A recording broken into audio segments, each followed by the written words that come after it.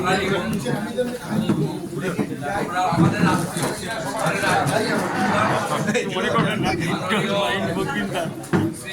কুমার দেব তার আলাদা পরিচিতি দেওয়ার দরকার নেই।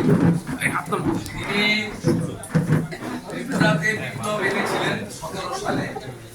ভারতীয় জনতা পার্টি সরকার তৈরি করেছিলেন, যে বিধানসভায় ভারতীয় জনতা পার্টির কোন প্রতিনিধি ছিল না 17 সালের আগে। সেই বিধানসভায় তিনি থার্ড মেজরিটি নিয়ে ভারতীয় জনতা পার্টিকে সেখানে প্রতিষ্ঠা করেছেন। সফলতার সঙ্গে মুখ্যমন্ত্রীর দায়িত্ব পালন করেছেন।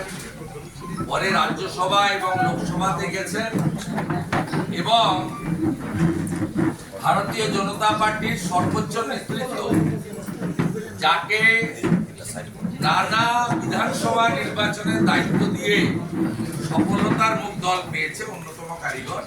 বিশেষ করে লোকসভার পরে হরিয়ানার নির্বাচনে তার যে ভূমিকা, সাথে ধর্মেন্দ্র প্রধানজি, সেটা সবাই আমরা কৃতজ্ঞতা চিত্তে স্মরণ করি। আমরা খুব খুশি তিনি পশ্চিমবঙ্গ প্রদেশ ভারতীয় জনতা পার্টির যে নির্বাচনী ইনচার্জ আছেন ভূপেন যাদবজির সাথে আমরা বিপ্লব দেব মহোদয়কে পেয়েছি। আমাদের বাঙালি ভাষী, বাঙালি নেতা, আমাদের আত্মীয়, আমাদের নেতা বিপ্লব কুমার দেবকে আমি বিরোধী দলনেতা হিসেবে বিধানসভায় প্রথমে স্বাগত। পুষ্পস্তবক দিয়ে আমাদের বিধানসভা chief whip opposition Shankar Ghosh মহোদয় ওনাকে বরণ করেন।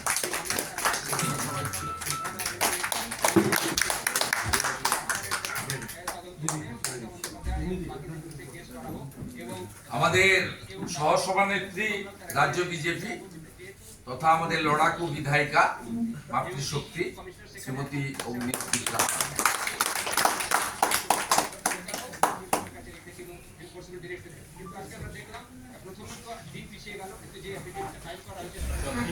আচ্ছা।